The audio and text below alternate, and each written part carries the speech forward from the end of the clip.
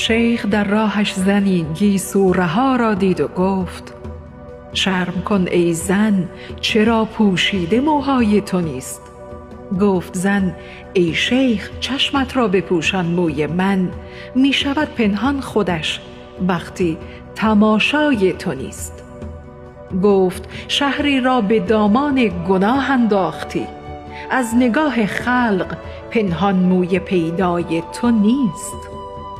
گفت شیخا حافظ چشمان خود باشی بس است، چون گناه چشمهای دیگران پای تو نیست. گفت فردا نیز لابد لخت و عریان می شوی، وقتی از موی رها امروز پروای تو نیست.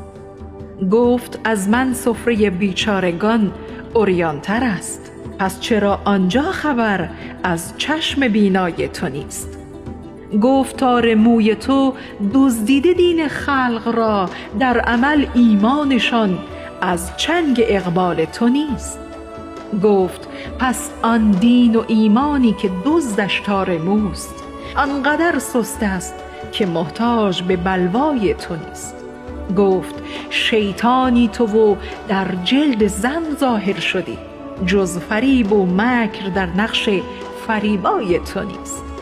گفت پس حالا که شیطانم سخن کوتاه کن، چون نیازی گوش شیطان را به فتوای تو نیست.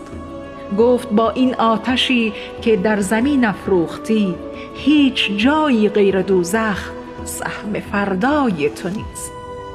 گفت شیخا فرض هم دوزخ مرا منزل شود، می شود بیشک بهشت آنجا اگر جای تو نیست.